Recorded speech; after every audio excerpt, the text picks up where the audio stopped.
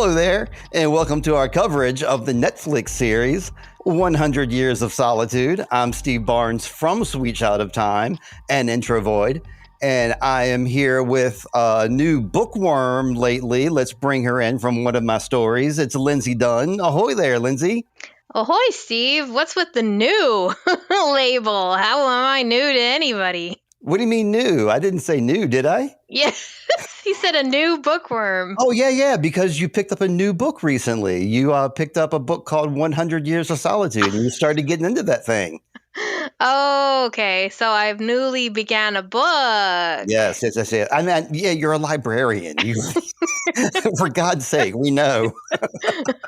Yes. This is just a way of me getting you to talk more about me, which is my goal in everything. So I think my mission was accomplished. Yeah, well, there you go. First off, Lindsey's been reading 100 Years of Solitude. How are you enjoying that so far, the book version of it? It's a slow ride so far because I don't often get a chance to listen to audiobooks.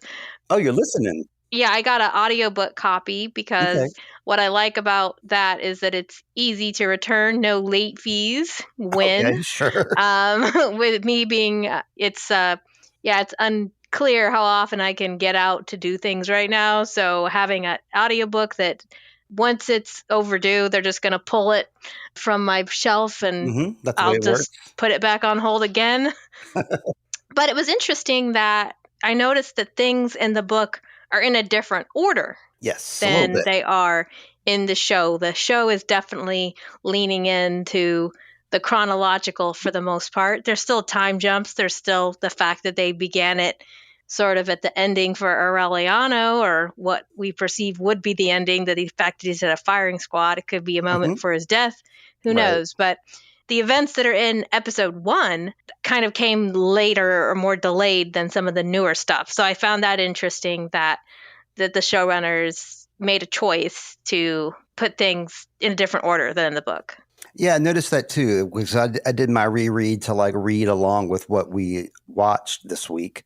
So I was reading about the pianola and Rebeca, and then I was reading about what's going to happen next in episode 4. And so I was like, So I skipped ahead maybe 5 or 6 pages to the next chapter. And then I picked up again on talking about the pianola. And that's when they talked more about the girls coming of age in the next chapter. So that stuff kind of got, a little shuffled around. But I don't know. So far, I don't think they've, in my opinion, messed anything up. There's somebody I follow on Instagram that is a little critical of the TV series, but overall, she's enjoying it. But, she is openly critical of it, which I appreciate. I like reading stuff like that because it gives me a different perspective, because I'm not critical of it. I'm just enjoying it. I think there's things that are probably explained more in the book or more clear in the book that they just have us into it or, try to keep up. One of the sentences that really struck me is they mentioned that the fact that Jose, Arcadio, Buendia, and Ursula, that their marriage works because they're united in something more than love, and that is conscience. And it goes from there into the event as far as why Prudencio visits them at night, and the guilt that apparently, according to this book, the guilt for that shared guilt for that event is what holds them together more so than their passion for each other. So I found that really interesting that it's getting more into their inner lives and their characters, whereas we were talking about how this show doesn't seem super character driven.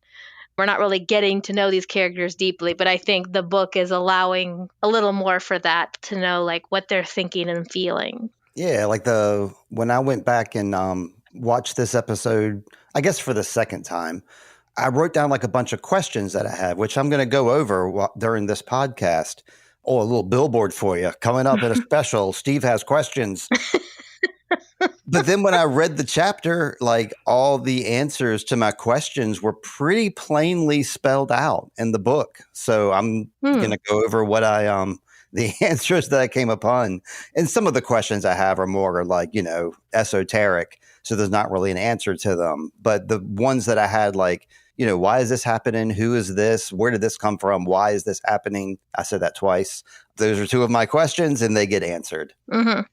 Yeah, just don't worry about it, listeners. This is a podcast. We don't allow you to think for yourself. Steve's going to tell you all the answers. That's right. Well, at least the answers that the guy in the book gave you, because, this book is really stream of consciousness. I think that's the phrase I was struggling for in the first episode when we were talking about this, because it reads like a stream of consciousness book. And I think that is really that stream of consciousness type of writing was really popular at this time in the 70s. And I think, my reading habits have definitely changed over time and with technology and what my brain gets used to.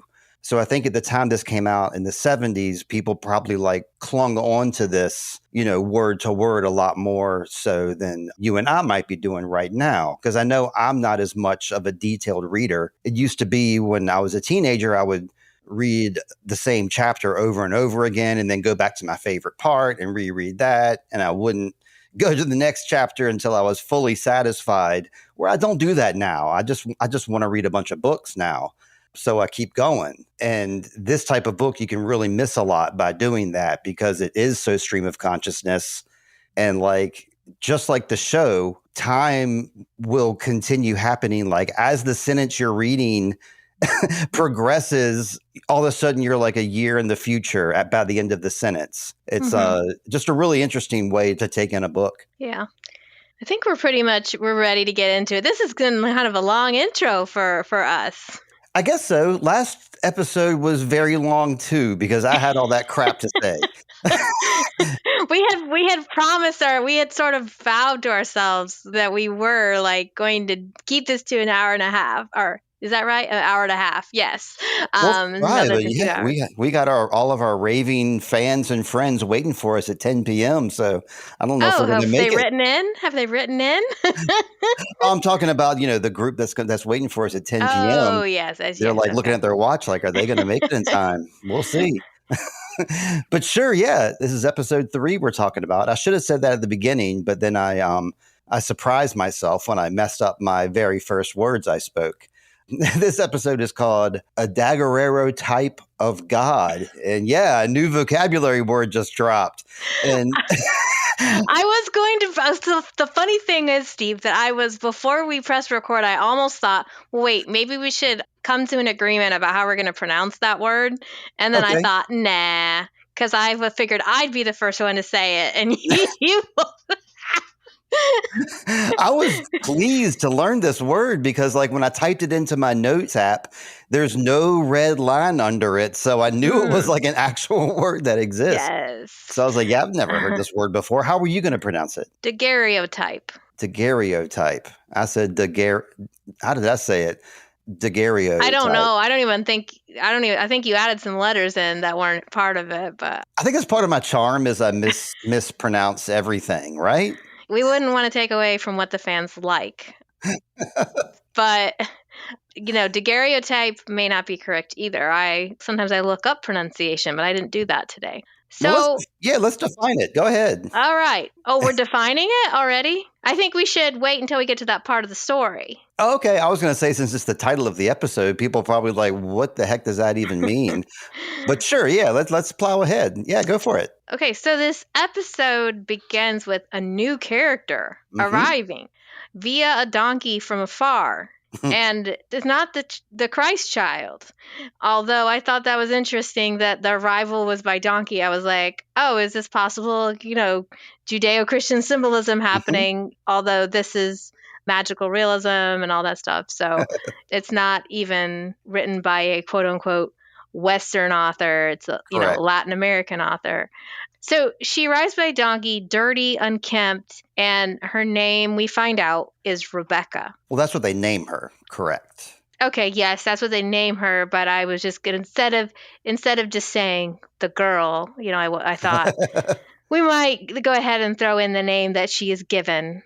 Right. I really wanted to say the reason they gave her the name Rebeca is because her mom's name was Rebeca, which is, of course, parallel to Jose Arcadio giving his kid the name Jose Arcadio as well. Yes, people keep naming their children after themselves.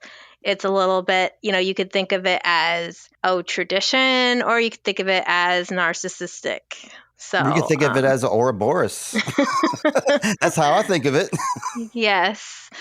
So, the image is pretty compelling of her arriving in this donkey. It's in this vast desert.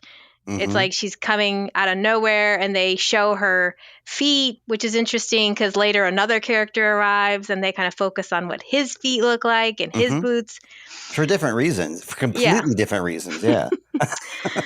And she is greeted, her first ambassador, as she shows up at the house, accompanied by these two men, is Amaranta, who is the third child of Jose, Arcadio, and Ursula.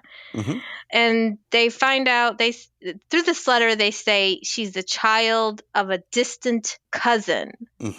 But they don't really seem to know who these distant cousins even are. They just kind of take it at face value. And she's carrying this bag of chattering bones that are the bones of her parents. So, what do you think, Steve, of this entrance of Rebeca? I mean, I love it, how like unkempt and everything that she is. And she's about the same age as Amarantha. They're two girls of about the same age, but at this point, they're very different from each other. That letter said that she was the second cousin of Ursula and a distant cousin of Jose Arcadio's because, they're both related. Yes. So it was pretty clear who her mother was, someone named Rebeca. I think what they did not know, the mystery was who wrote this letter and who sent her. They were never able to figure that part out. Right. And the bones, what do you think? I think this is like some Tim Burton stuff. This is, super cool, especially the fact that they're chattering. But then this was one of my first questions. Well, first off, where did she come from? We get answered that within this episode. We didn't need to read the book for that. Why did Rebeca carry her parents' bones with her? We do get an answer for that because that was my question. Like, why is this? And I was thinking it was like a thought exercise, like she can't get over her parents perhaps, or, there's an earthly reason for her clinging on to them. Instead, it's because she or the family wants them to have a Christian burial.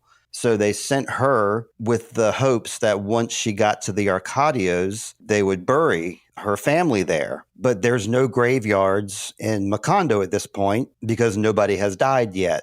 So there's nowhere to like have a Christian burial. So that's why those bags are still hanging around. They're waiting for a chance to bury them. But now, are you saying that was in the book or it's in the show? It's all in the book, that description about all that. All we see in the show is that she has this bag of bones and, we're just left to ponder about it. But that's what it tells us in the books. And that's what I wanted to, let our listeners on board with. Yeah, it could be. Of course, we're like, why does she have these bones? You're saying that answer's provided in the book. I certainly haven't gotten to that place yet. But I think even not so much that she can't let go of her parents, but she doesn't want to forget. She arrives as an orphan, right? Her parents are no longer on this earth. So that can be very isolating. And I think it's interesting how they sort of parallel her a little bit with several characters, but one of them is Arcadio. Yes. He is also without parents. Now, he has parents, but they also aren't around, and he's never met them, quote unquote, or doesn't realize, he doesn't realize who his mom is, probably. She's never been introduced. He's never met his father. So he has that same quality.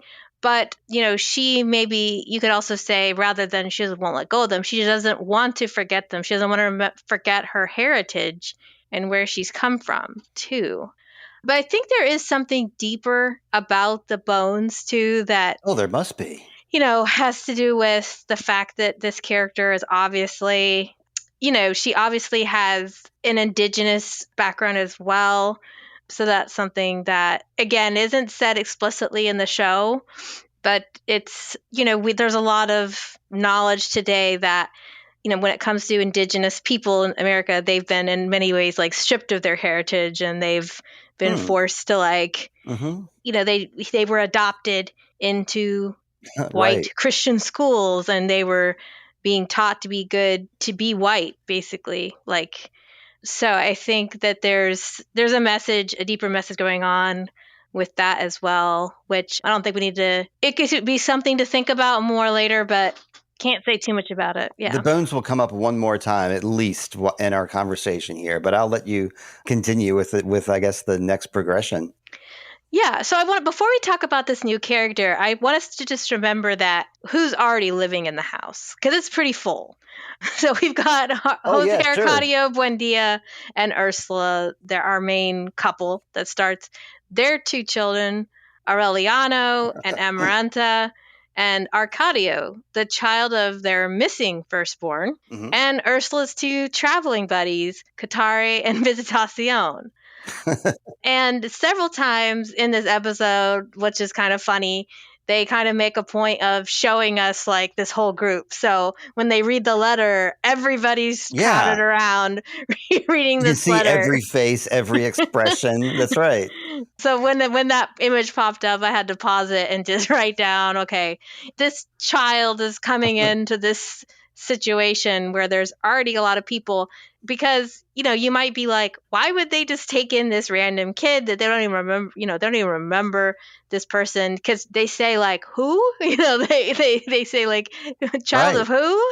So but basically, it's Jose who's all like, yeah, we have 8, what's 9? Yes, she's part of the family. He seems like he's always on board with like adding more to the pile. And then they say, Aureliano, Arcadio will stay with you now. And Aureliano just goes, okay. And I'm like, okay, says no teenage boy ever.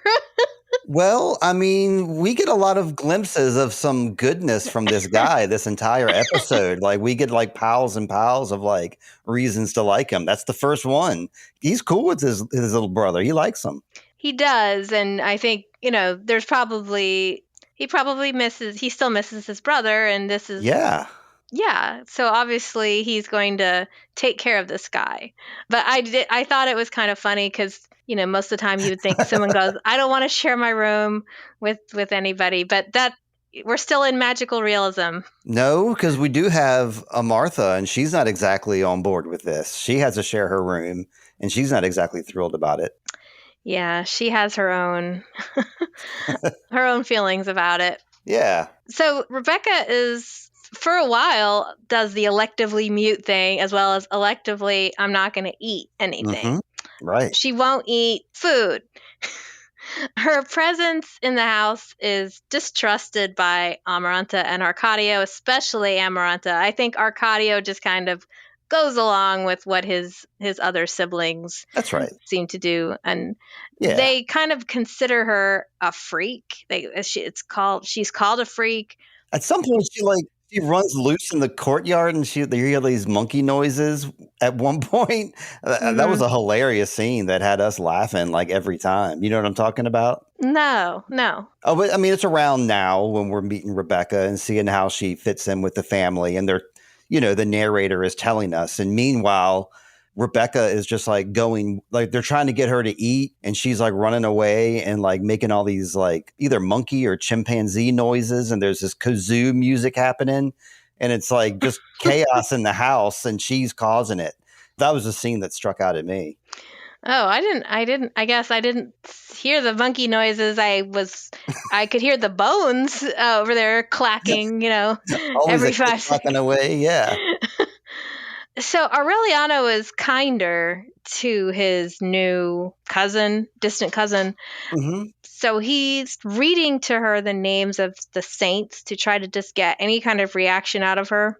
That's right. And something could not be clear depending on the translation is that there's different languages being spoken in the house. Right. So this is kind of like with 1899, if you tried to watch it all in English, you weren't going to get the fact that they're all speaking different languages. The kids are often speaking this Wayu language, which I guess is the language of Visitacion and Katare. Exactly. Yep. And I think that Rebeca also seems to speak that language because she can understand, Visitacion can understand things that Ursula cannot. Okay. Can I butt in with some of my questions and answers now? Because I got a few of them at this point. Yes. Let me just actually finish one more thing. So the kids, they throw rocks at her Oh, yeah. And that is displeasing to Aureliano. He stops that right away. Okay. So he's continuing to be different from the rest of his siblings. Like, he is a little more sensitive towards the plights and feelings of others. And we see that throughout the episode. So yes, I'm done. I'll rest there. Where you're at in your recap, have you already gotten to the point where she did begin to eat and did begin to kind of join in with the family, or are you almost at that point? That's mixed in here? A little bit. Okay, so I won't get there yet. So one of my first questions was, why won't Rebeca eat? And I had my opinions of why she wouldn't eat, because she was, uncertain, untrusting. It was clear, like during the monkey scene, that she's a little bit wilder and she prefers to eat like the earth, the dirt. Because I think she's eating dirt at this point, or is she not eating dirt at this point? We don't see that quite yet. Spoiler. Okay. She's just straight up not eating, and she's being a little defiant at Ursula about it. So I was wondering, why is she not eating? The reason, there's an answer for this, and there's another reason that she and Visitacion and Guittare, I can't remember the other dude's name, they all came from the same place. They speak the same language. They all came from the same place that had the insomnia plague. And Rebeca, we're going to get to that later, she brought the insomnia plague. But these are early signs that she brought the insomnia plague. She's so far along in her plague, she sits up all night in her rocking chair, rocks back and forth because she can't sleep at night. And she's forgotten how to eat, and she has forgotten how to speak. Later on in this episode, we'll see that spread to the rest of the town. But for right now, we're just seeing Rebeca. And the book explains to us that she has, they say from the get-go that, that she won't eat, and that it's, what's his name, immediately runs away because he recognizes, in the book, the dude immediately runs away because he recognizes that she has the insomnia plague, recognizes where she's from. That's his whole life, is running away from the insomnia plague, which is why he took off later. That supposedly is the reason that she won't eat or speak. So I had some other thoughts about that, but I'll wait till we get to the dinner scene. Okay. So before we get there, though, we have a scene with Aureliano where he begins to take an interest in Arcadio and tries to interest him in the alchemy lab. Yeah. And we find out he hasn't left the lab since his brother left. Now, when they say he hasn't left the lab, I mean, I'm guessing he comes out to eat. Yeah, that's right. But pretty much during the day, he spends all of his time in the lab. Mm-hmm. And Ursula asks her husband to talk to him. And Jose Arcadio says, why don't you step outside of this room, and here's some money, and go buy something for yourself. But what cracked me up about this was Aureliano says, well, what about you, Dad? It's like, it reminded me of that. I learned it by watching you, There you go. You got your teenager. He says, well, I can't believe you're saying that. And that's a good question. Yeah. A good point, little boy. What was the answer for that, though? And he gives him a little information, a little background about him and Ursula's courtship, which, again, was interesting because he said everybody else knew we were going to get married, but we were oblivious, especially me. And the difference is that I lived a life before I started hermiting in the lab. So apparently maybe at some point he wasn't that interested in Ursula. It's I don't know if they fill that in the book, but it almost made it sound like that thing where, everybody knew we were going to get married, but I was oblivious. Whereas before I thought they were always into each other. I kind of took that as more like they were a couple, and they were anybody who saw them knew that they were in love, maybe by the way they talked about each other or the way they acted around each other. And maybe Jose Arcadio was just not aware that he would, get all goo-goo-eyed when she was around. He wasn't aware of that, but everybody else was. Mm-hmm. That's kind of how I took that. Yeah, we have a different opinion here, I guess. You kind of laughed when you said that Jose Arcadio Sr. had a full life, so that kind of justifies why he can become a hermit. I don't know. I thought that was a little kind of insightful. Because, you had this guy who has, by all accounts, lived a very full life before he settled down in Macondo. And then he became a hermit. And then he learned all this stuff. And so his kid came into the picture only during that time. So his kid never saw all that stuff before. So the kid thought, well, I'm going to do what my dad does and I'm going to be just like him. And that's what he tries to do. But, Senior reminds him, like, you can do that if you like, but you need to live life too, because, just doing what you're seeing me doing here, you're not seeing the full picture. You need to go out there in life and like see the full picture like I did. I thought that was kind of cool. It was insightful, but at the same time, it just seemed like a typical do as I say, not as I do. Because, I'm like, where's the growth? Because, last episode 2 is where Ursula was gone, and then that forced Jose Arcadio to step up and be more of an involved father. Now, Sure. maybe he's still doing that to an extent, but I think this episode, more than any other, really reveals and continues to reveal the flaws of Jose Arcadio Buendia and Ursula. Oh, yeah. Agreed. So we're seeing the not so good side. So he maybe, he's insightful, but he excuses his behavior. I mean, we all do that. That's a universal thing. You say like, yeah, but I live this full life. So now I can just hang out and obsess over this stuff. And that's fine. Well, not necessarily. It's not necessarily healthy. And he shows a lot of unhealthy behaviors in this episode. Absolutely. Sure. Okay. I mean, yeah, no argument here other than that is exactly right, where he like thinks that his viewpoint must be lived out. So he doesn't really think about how what he's doing affects other people. That's true. That's true. We do see Aureliano go out for a little shopping expedition. He buys acid and gold sheets. I don't know if that's what his dad intended him to buy. I think he was trying to get him out of the lab. Yeah. And as he's exiting, and maybe this was nothing, but there's a girl sitting there by the counter. And I thought, oh, is this somebody important? I don't think she is important, but it seems like this girl is noticing maybe, hey, this guy is in here spending money. He's kind of cute.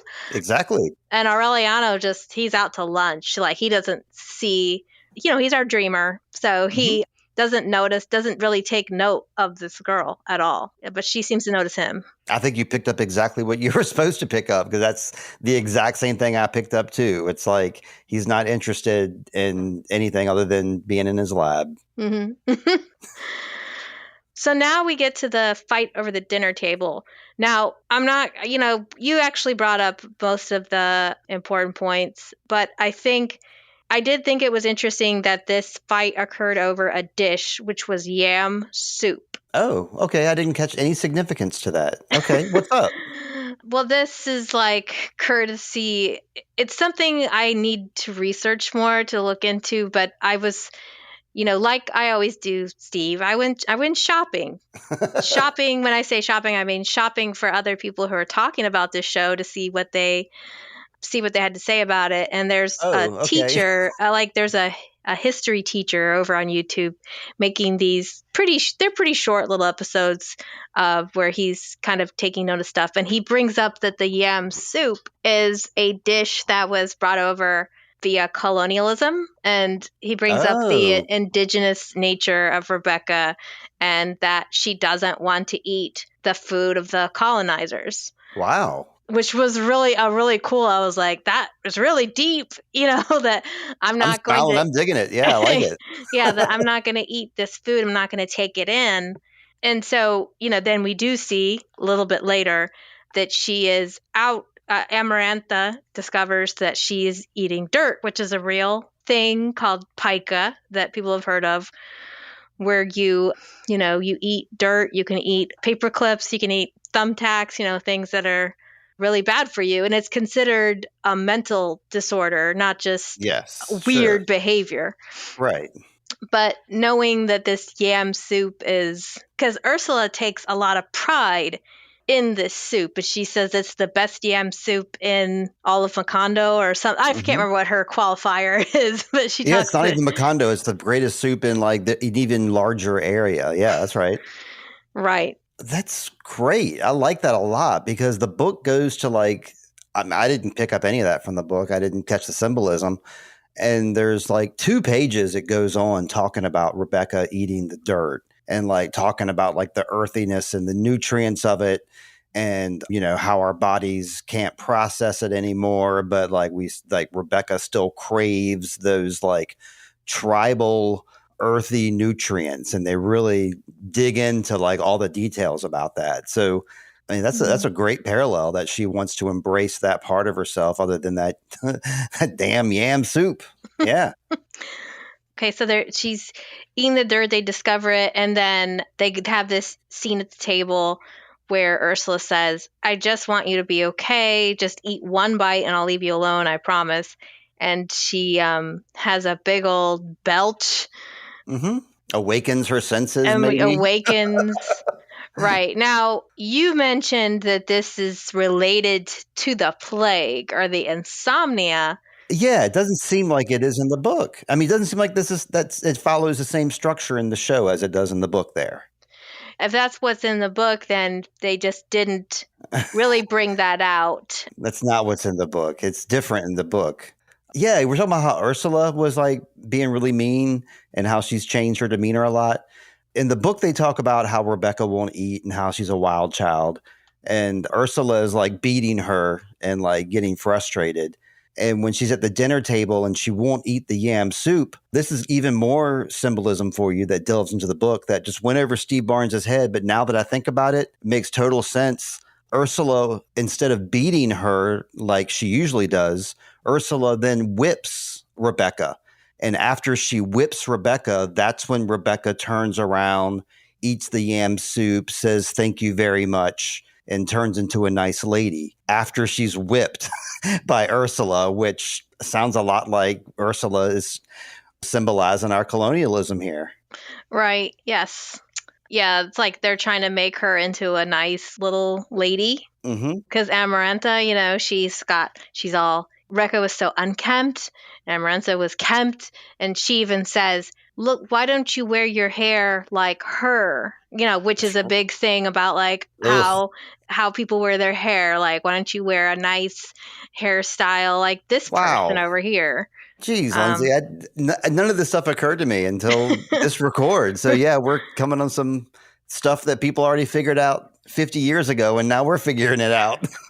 Well, we also aren't history professors, right. So we all can stay in our lanes, and we can like think about it and go wow, and bring it up to our listeners. But once this thing happens where Rebeca's now eating and she's acculturating.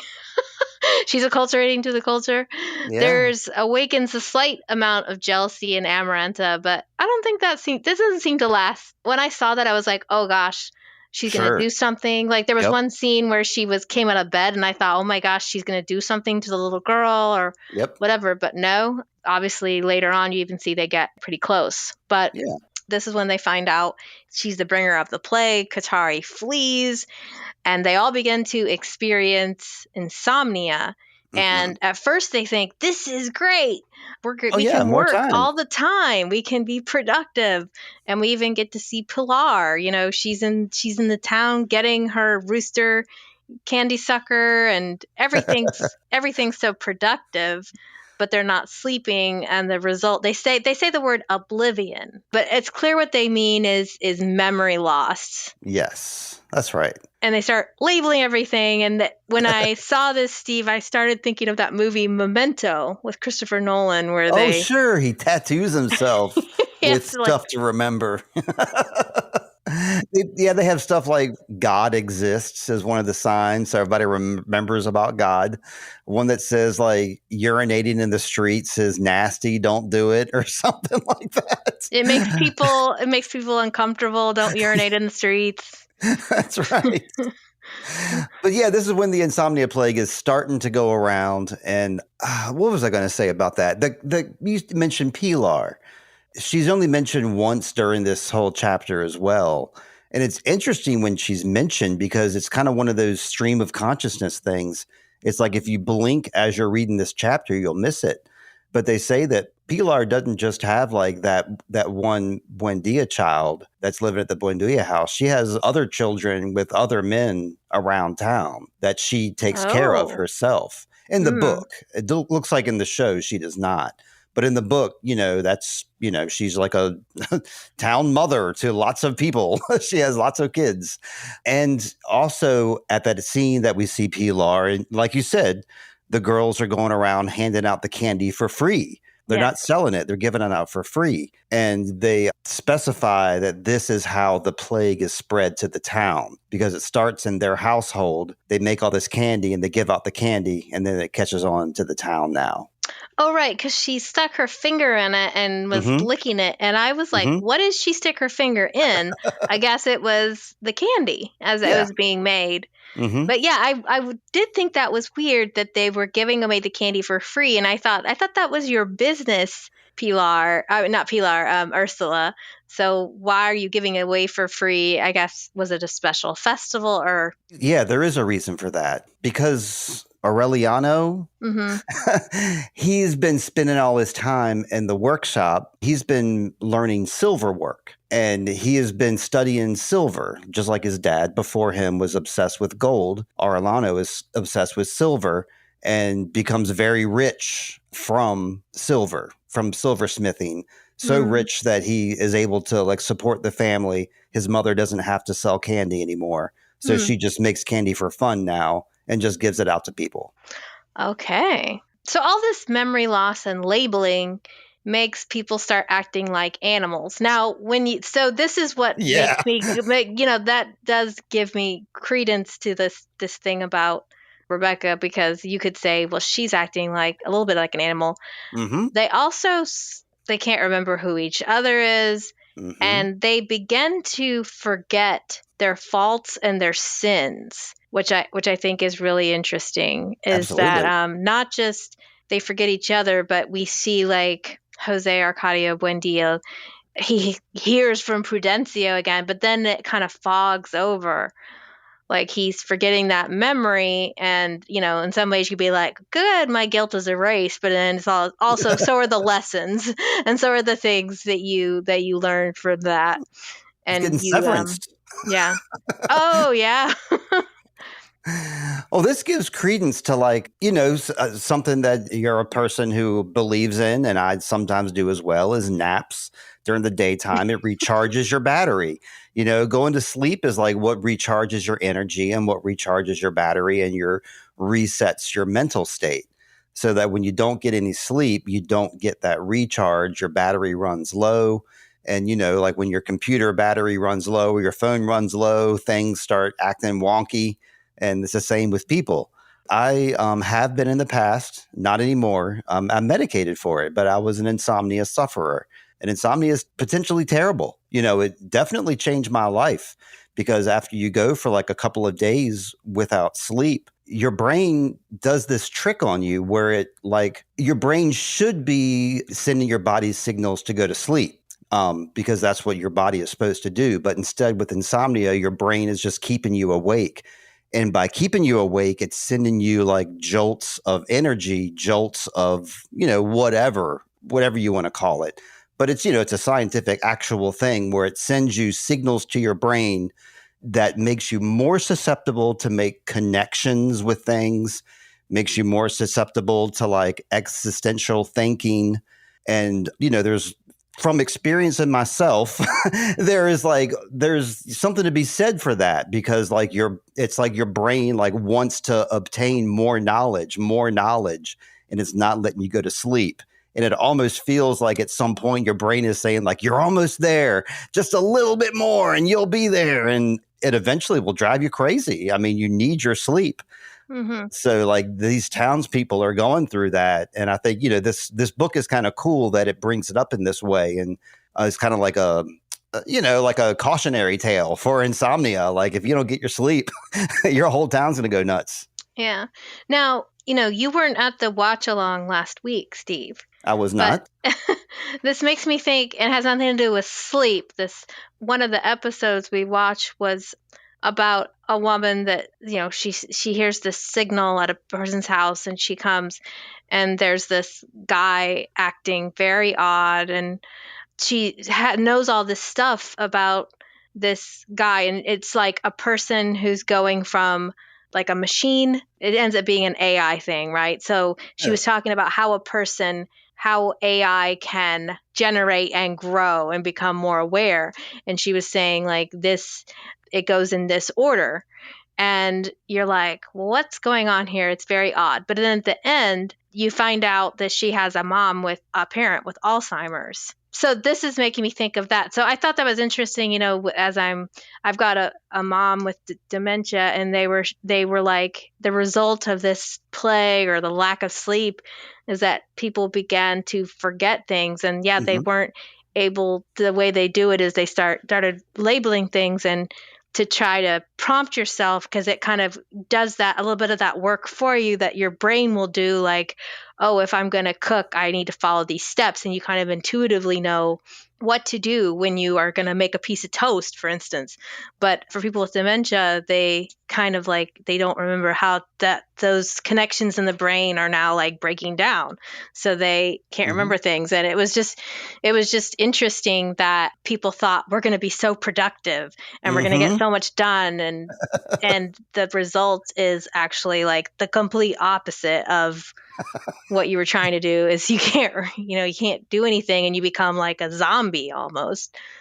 I can only laugh at myself because, I'm thinking back then, and I thought I was making all these connections in my life and these religious feelings, and I was expressing all this stuff to people around me in these long emails. And like, from an outside perspective, it's like, Steve's going nuts. What the hell's wrong with him? And from my perspective, I'm like, I'm giving you the knowledge of the universe here, dude. So you can get really overwhelmed with that. Get your 8 hours. Yeah. I'm getting like my 10 hours a night now. I like it. Sweet Shot of Time is brought to you by Zencastr. Zencastr is the way we record Sweet Shot of Time. We hook up with our guests via video, and we record it on audio. Recently, we've been doing video podcasts with the cast of Time Bandits. It's easy using Zencastr. You can record video or audio. You can also edit your podcast or your video via Zencastr. Join Zencastr using my promo code Sweet Child of Time, and you can get 30% off Zencastr. If you're ready to start your podcast, it's time to share your story. Share it with Zencastr. That promo code, once again, Sweet Child of Time at Zencastr.com. I wonder if this was actually particularly a wake-up call for Jose Arcadio. And I'm just saying, like, it started by like them trying to be more productive or thinking it was great. And here they spend all their time in the lab doing silver work or whatever. And it's kind of like when in the first episodes, we were talking about how Macondo was built to be this land of equity where everything was all great. But then Jose Arcadio's like, no, he's not happy with that. He wants more. Just like he's now got these secrets of the universe, but that almost drives him to a form of madness. The fact that and Obsession. there's some statements made. One of these happens with an re-entrance of a character we thought was gone, which is Melquiades. That's right. Yeah. And like Jose doesn't even recognize him when he shows up in his cool hat. You like him better now? You didn't like him before. What are you thinking about him now? I like him better, but he doesn't seem to have much of a life anymore. Well, it's because he's like in some sort of Walking Dead situation, right? Yeah. Well, maybe he learned his lesson because, he was always wandering the earth. And now, I mean, maybe he still is doing that, but based on what we see in the TV show, it makes it seem like maybe he's now more present and not leaving as much because you see him pretty much all the time. But Melquiades, who we thought was dead, we thought he had disappeared with the tar. The tar shows up into this deep time of need.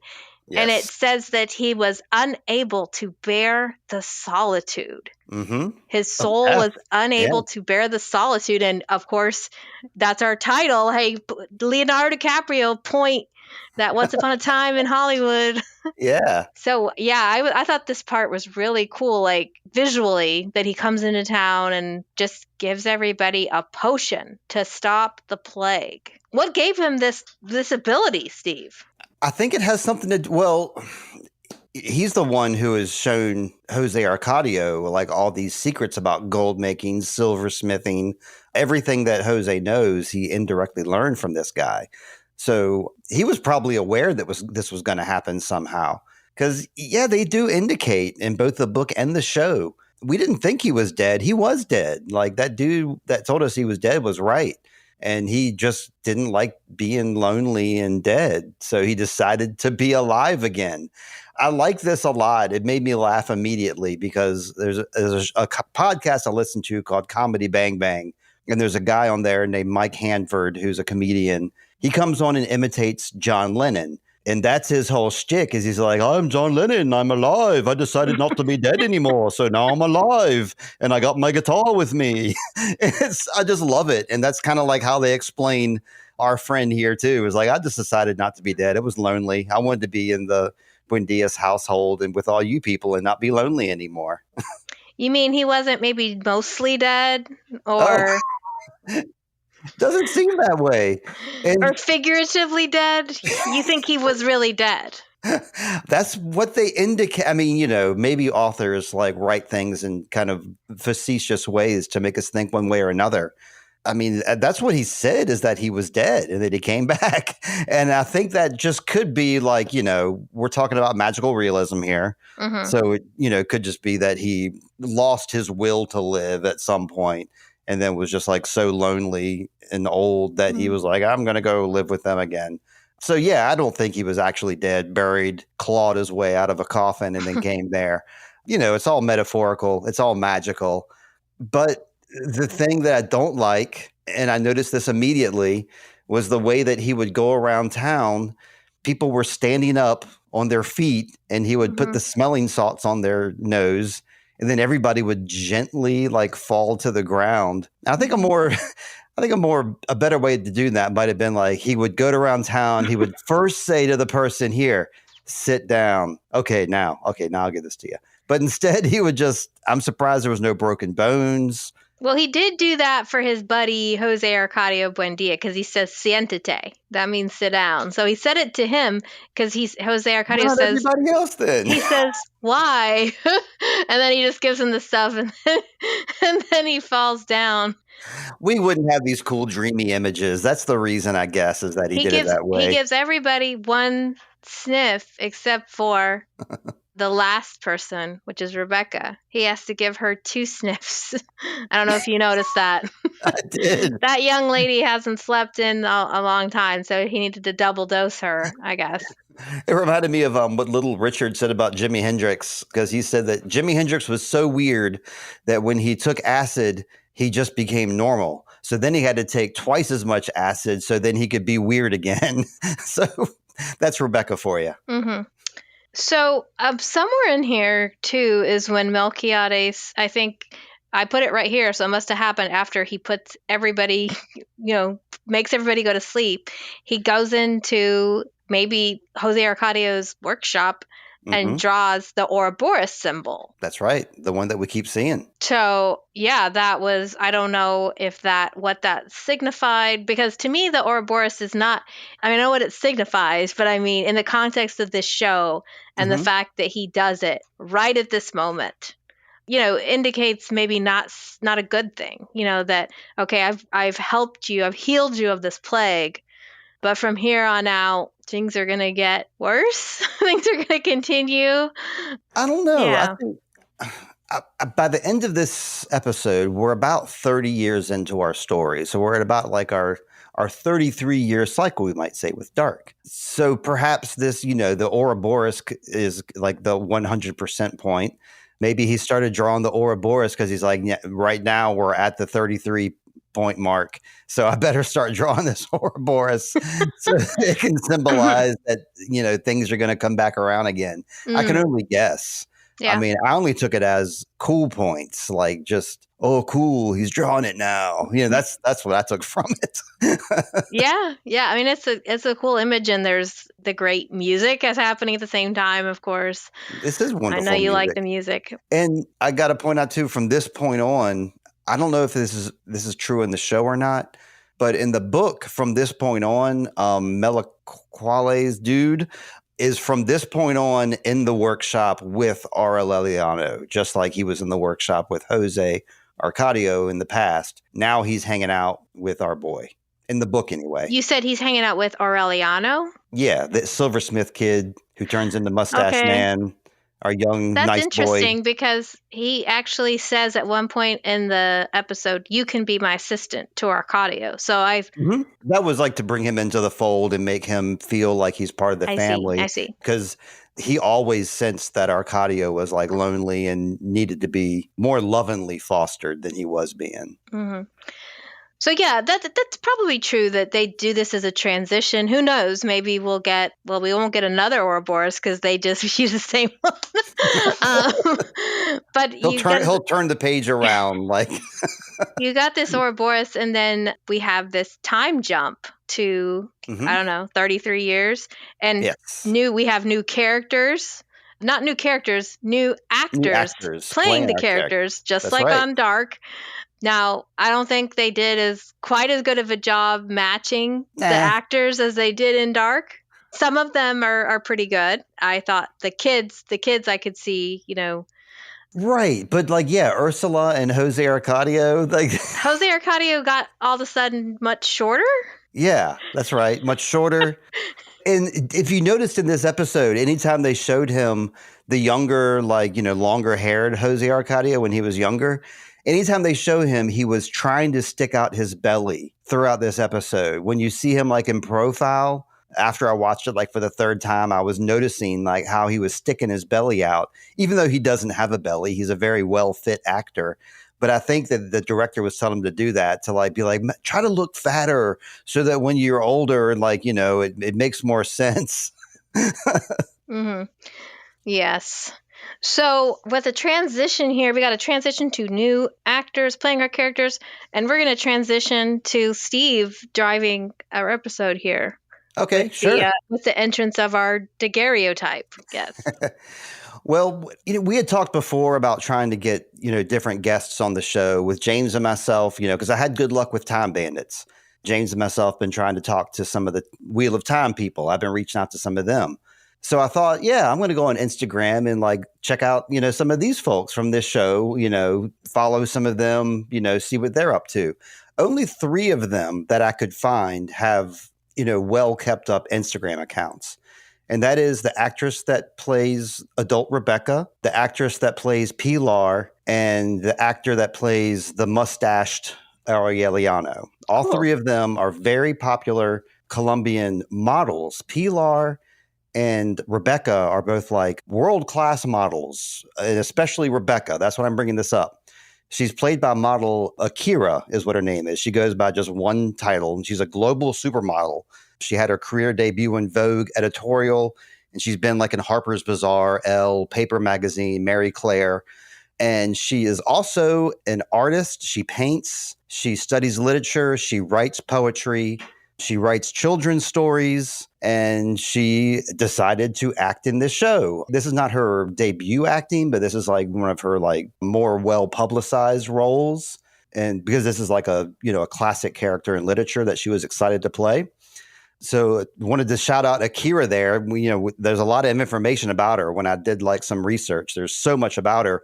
When you go on her website, this is what I thought was really funny because I've never seen this before. Because a lot of actors and directors and whatnot will have websites. I have one. Lindsey has one. Akima has one. Did I call her Akira? Akima is her name. Akima. Let's see if James will go back and fix every time I said that. No, don't do that. Akima. When you go on her website, the first thing you see is it says Akima, global supermodel, featured in Vogue, height 5'7", bust 32 inches, waist 23 and a half. She has all her measurements here, her shoe size, her hip size, And I guess that's because she's a supermodel. And I guess that, so like if people decide they want to make clothes for her, her measurements are right there on her website. As soon as you go, it's the first thing you see is her shoe size and all her measurements. And I guess that's why she's wanting some swag and wanting designers to make her stuff. Have you ever seen that before? Somebody list their measurements? No. It blew me away. I was like, this is interesting. I've never seen this, so I got to talk about it. Akima, thank you for for blowing my mind with that. I had found Pilar's Instagram page already. I did the same thing as you. I was like, I wonder if any of these people have, like a lot of other shows, every single character has an Instagram page, but yeah. Does every? I mean, I only found 3. Did you find more than I did? No, I'm saying in other shows, in other Netflix shows, a lot of times, like with 1899, pretty much every actor in that show had an Instagram page. So if you're saying not every actor in this show does, that's kind of unusual. Sure. Yeah. Because get that social media running. Yeah. I mean, maybe a platform like X or Facebook or something like that is more popular in South America, or maybe Twitter, TikTok. Maybe Instagram is not like their go-to. I don't know. It's my go-to. I don't know why I like it so much, but I do. You asked me to take over the reins, so here we go. We flash forward from that point, like within the span of time that Meliquales looks into the camera lens. He's taken a photo of the family here. The kids are all grown up, and we have a new invention, the photograph, which is, they call it the, what did we say before? The daguerreotype? Daguerreotype. Daguerreotype. That's a type of photography involving, I wrote it down here earlier in my notes. Let me roll back down to it. Where's my vocabulary phrase? Here we go. I keep saying here we go, but I'm not there yet. It's a photography method using copper-lined silver. And this was invented by Daguerre back in 1839. And you can identify these pictures by like their silvery mirror finish. So there's a lot of photography between 1840 and 1860 that use this style. And of course, the hipsters all did it too. But back then, that was pretty much the way they did it, is the way that they display it here. Interesting thing about this scene is we don't get, I forget the poor guy's name. We don't get Arcadio in the picture. Ursula makes him run out, so he is not present in this photograph. Neither is Ursula, for that matter. But they're both not in the photograph for very different reasons. Kind of sad being left out like that, big time. We start seeing her. This is where her flaws become very clear. Is she's become very addicted to the approval of other people, and people needing to think that she has all of her stuff together. So I guess she's somewhat embarrassed of Arcadio and his either his presence in her house or his physical appearance. They make much of the fact that he looks like a child, but he has a woman's buttocks. A woman's behind, yes. Well, I guess the translation said, I wrote down women's buttocks. So I was like, huh? Okay, the man he's got a big booty. I mean, there's no shame in that. No, there's not. But in the book, it's like an Easter egg. Like if you, they mention it lots of times in the book, his womanly behind. That's right. Yeah, interesting that Jose Arcadio Buendia, though, views this as, we look at it and go, oh, it's a photograph. They're taking a family photograph. How lovely. Right. And I mean, the age of this could even be, the same Sigmundus crew. Oh, yeah, there you go. But he views this very differently. He views it like it's capturing or contains space and time. And he believes that if you do this, God will show up. That's right. I think that's fascinating. Some people are afraid, or like there's some cultures are afraid to have their picture taken because they think their souls are going to get taken. He feels the opposite. He wants to, capture the spirit of God somehow. And he thinks, he's like, this tool is able to capture a moment in time. So I can, he thinks like Iron Man or something at this point. Like he can control everything just by taking a photograph, which I don't know. It's kind of adorable. I kind of like his obsession with the camera here. Do you remember that? Do you remember in Mad Men, the Don Draper speech? It's a carousel. He says, have you seen Mad Men, Steve? Yeah, I have seen Mad Men, but okay. I don't remember. He's trying to sell the thing. He's trying to sell the thing that does the pictures. The slideshow. The slideshow. And he says it's a carousel that takes you around to the past and lets you remember where you were and how you felt safe. And everybody's in there like crying. The manipulator he is, huh? It is a form of time travel in a way. He talks about that, like when you that's right. When you're selling nostalgia, it takes you back to that moment. It's a neat way to look at it. It's like it is a form of time travel, as you can revisit that moment. Yep. Yeah, I mean, I was endeared by it. I don't really have much else to expound on it other than, I thought it was great. I like that whole comparison. So yeah, he goes around, he being Jose Arcadio is going around town, taking pictures of the townsfolk, taking pictures of the scenery. Meanwhile, Aureliano, he's, trying to get himself out there now. He's an older man with a mustache. He's handsome, very handsome, dashing fellow. He runs into some friends and they're like, hey, come drink with us. Hey. And we've seen this scene before, except with Jose Arcadio. Like his friends are like, hey, let's go drinking before you get married or something along those lines. They go to the bar having fun. Bartender's asking after his dad. Seems very wholesome until a woman comes around and there's, a sex worker there that is a girl that is charging, I think it's like 20 pieces or whatever. Centavos. Thank you. It's basically 20 cents. 20 cents. I mean, it doesn't translate to that, but I'm saying a peso, I guess, like compared to a peso, a centavo is 1/100th of a peso. Okay. Right. So he gets kind of like, peer pressured into this situation. He's not loving this situation. He's kind of going along with it. You think he's going to go through with it. This is a very young girl. I should mention that.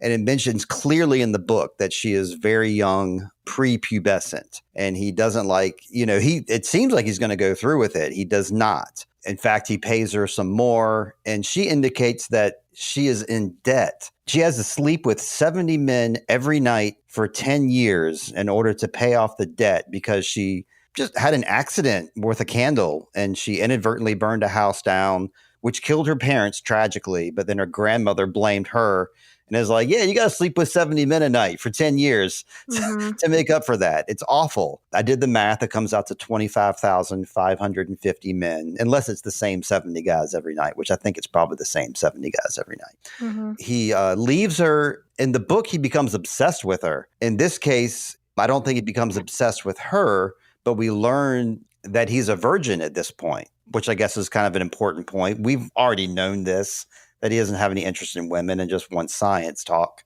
But yeah, he goes home and Arcadio asks if he saw a premonition about his birth. I wrote that down. I'm not sure. I don't remember that necessarily. I don't even remember writing that down. But I do know it says Arcadio is curious about his real parents, but Aureliano offers no answers as to like his parentage. Aureliano had said that Arcadio said, is it true that you knew that Rebeca, when Rebeca would show up, like you had a premonition that she would show up? And then he says, did you know the same thing about me? There you go.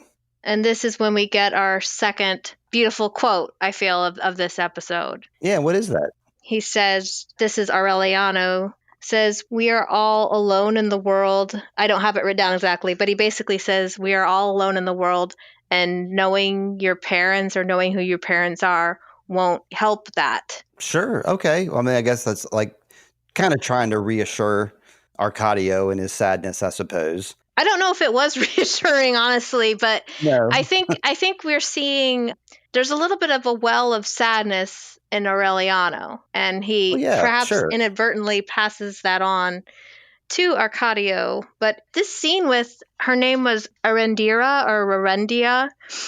I thought it was very touching because I don't know if you saw this, but we see at one point, we can see her back and it looks like she's been beaten. She has red marks on her back. She's wearing like a night dress. So it's not like she's completely naked, but she's slightly uncovered. And you see that she's probably not being treated good by her grandma. I think that was her grandma was the one that was hawking her, So this moves Aureliano, and he decides to give them 20 pesos, which she does the math and says that's 100 men that I don't have to sleep with. Okay. So I kind of thought when he said that, I thought maybe he's going to pay off the debt. For one guy, yeah. Yeah, I was like, especially since you just said how much money he has. Yeah. But he goes home and he's feeling very sad about this situation, about her situation. He feels sad about how alone he feels, and he feels sad for Arcadio perhaps, but he basically just says, we're all alone in the world, buddy, not just you. Just because you don't know who your parents are doesn't make you any more alone than any of us. So he is trying to reassure him. I don't know if it was assuring, honestly, but And this is also show stuff, because Arcadio doesn't necessarily like lament about this much in the book. I think they're just trying to like present Aureliano like in a more comforting role, that he's kind of there for people. I don't know. I was going to move on to the girls now. Yep. We've been talking about the boys for a little bit. Yep. Ursula walks in on the girls one day when they're goofing around and they don't have any clothes on. Not goofing around sexually, but they're just being goofy. And Ursula walks in and catches them, but she notices like that they're becoming women, that their bodies are filling out. And because of that, she decides, well, these girls are probably going to get married. It's that time. So I'm going to expand the household now.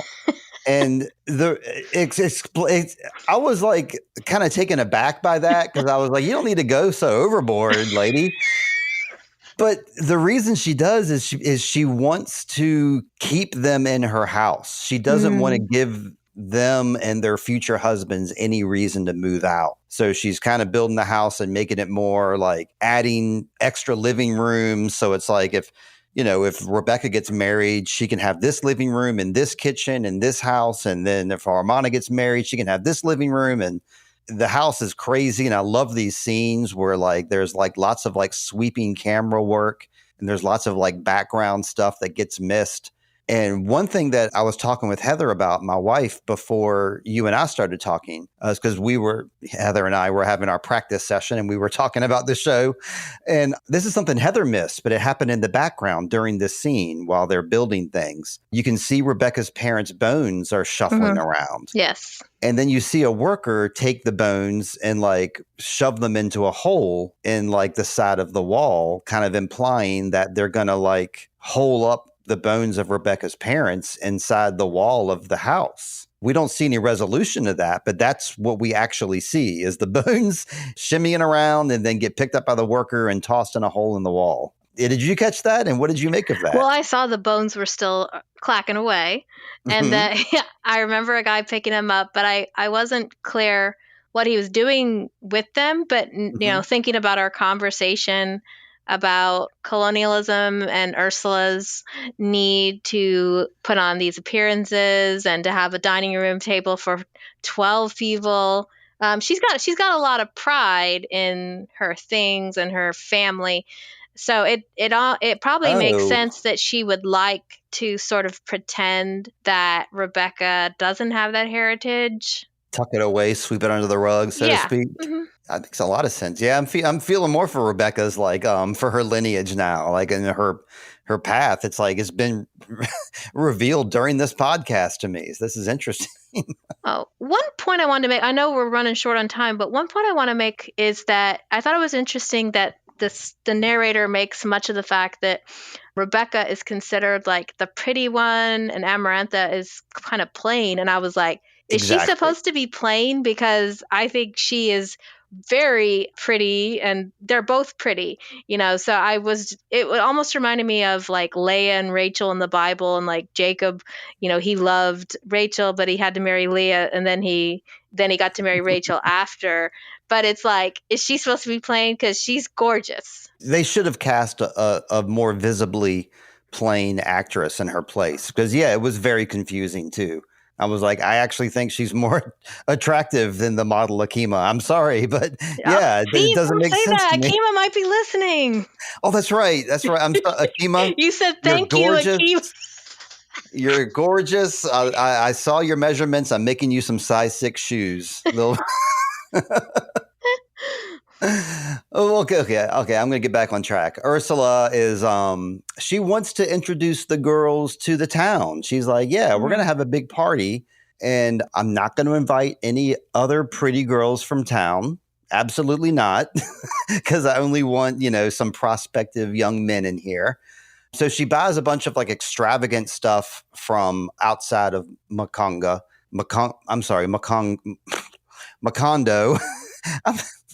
Anyway, and one of the things she buys is a pianola. We know it as a player piano. Mm-hmm. They call it a pianola. And it arrives like in parts because you can't ship one of those big old things by itself. So the company that she bought it from sends along a worker named Pietro Crespi.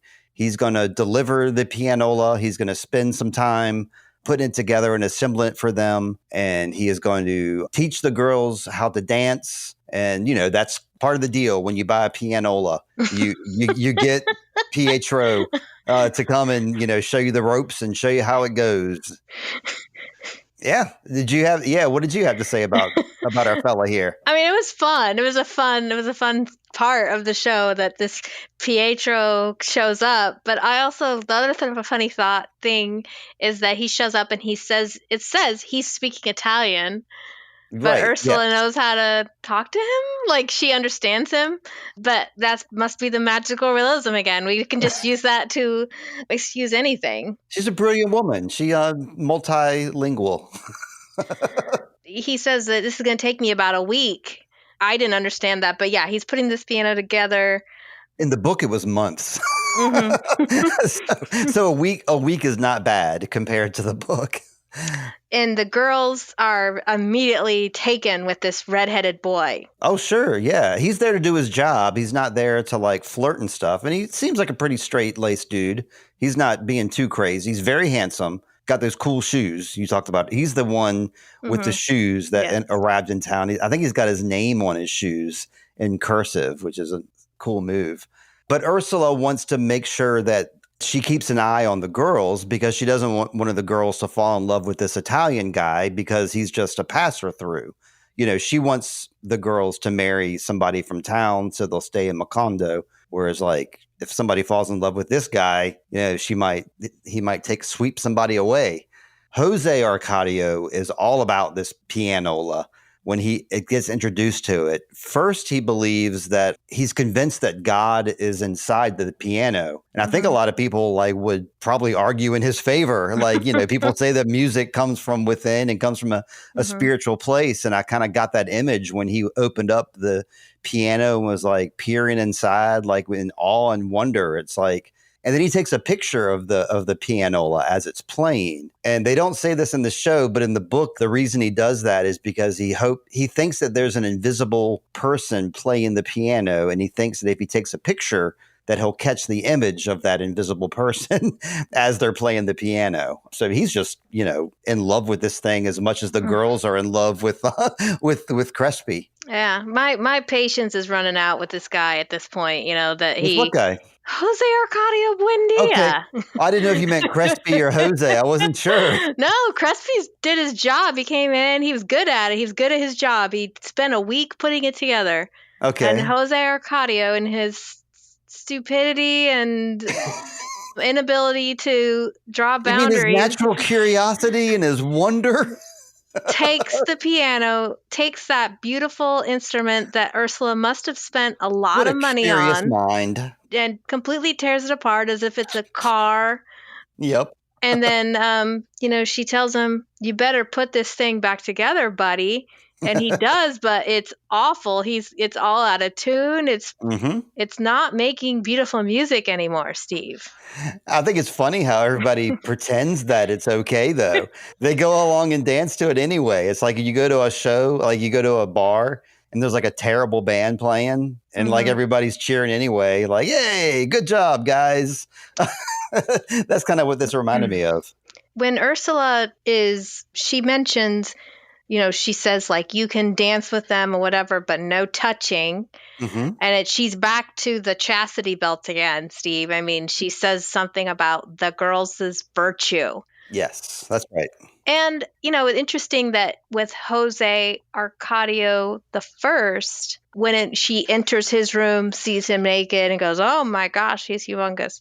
She does the same thing to her girls, except, differently. She goes in, sees them naked, But this woman is just obsessed with everybody's virtue and making sure that they're not going to be, I guess it's part of her fears about like not being touched by the family curse of, inbreeding and having pig's tails and stuff like that. So she's still on point. We're still tracking with, she hasn't grown beyond that yet. Yeah, exactly. Makes me ponder if perhaps maybe one of these girls might grow up and be a lot like that too. Because she's starting to be a lot like, it seems like her mother was real rigid and straight-laced. Ursula doesn't seem like she's like her mother, but it seems like there's some mirror images of her mother in there. Right. Kind of uptight. Yes. Yeah. Just the uptightness. Yeah. But yeah, I guess we can move on to the party itself. We were already at the party and the music's going bad. Yeah, Rebecca's not really into this. She likes that Pietro guy. She likes that Italian style. She's really sad that he leaves, and she kind of resorts back to her childhood at this point in a way that, she starts going out there eating dirt again. In the book, at this point, she goes back to her rocking chair and she starts rocking in her rocking chair again. She's just basically reverting back because she's very sad that this new love of her life is gone. I think they both really liked Pietro. Like, it's I haven't read the book, so I'm trying to stick with just the show. Mm-hmm. But I think they both liked it. But because Amarantha is considered the plain one, you can see on her face, she's kind of resolved. Like immediately when the dancing starts, a guy comes up to ask Rebecca to dance, and she's kind of left to herself. The only person that asks for her to dance is her brother. Mm-hmm. Arcadio, but in doing so, in doing so, he does manage to get her, passed off to somebody else. So, she ends up eating the dirt and all that.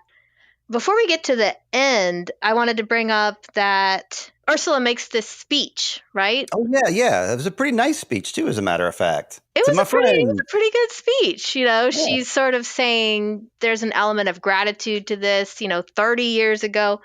Unfortunately, she didn't say 33, Steve, but she says 30 years ago, we came here and what we have built belongs to everyone. Or I guess she means by that, like what we have built, what my husband and I have built belongs to all of us. Mm-hmm. She makes this speech before the party starts. She seems to be she's very excited about this event because she's going to maybe find spouses for her daughters. She has this thing, but before she goes in there, she is outside the house inviting everyone in. We see Pilar across the street along with some other girls. So not everybody's included at this party, Steve. Some people are excluded. So it's obvious that there's like the people that fit in and the people that don't fit in. And Ursula is the one that gets to decide who those people are. That's absolutely right. Yeah. Ursula is the decision maker there. And I mentioned earlier that she didn't invite any of like the young women around town because she didn't want any competition with her girls. They make a big point of like describing all the different girls in town in the book and saying how beautiful they are and like how cool and educated and chill and awesome they are. And therefore Ursula didn't want them at the party to like, get in the way. Pilar, different story. It's not because she thinks she sees Pilar as competition. She just hates Pilar now. Yeah. So, but even if Pilar was still in the fold, same thing as Visitacion. Visitacion is basically being treated like a servant, right? I mean, she answered the door. She's not really at the party because that is kind of the role she takes. That's right. She's sort of, there's a little bit of a caste system going on within Macondo. So it's not as equitable as Ursula's trying to project. So I just wanted to point that out. Yeah, I'm glad you did. I would not have pointed that out, so I'm glad you did. The only thing I wrote down was Ursula had a nice speech, and it was a super awkward party. But yeah, you say that Visitacion answers the door for somebody. Who's at the door? Who's that knocking at the door there, Lindsey? This was a bizarre ending, I'm telling you. Yeah. There was a message that everybody has to paint their house blue. And it's signed Apolinar Moscote. Yes. The HOA has come to town. Everybody paint your houses blue.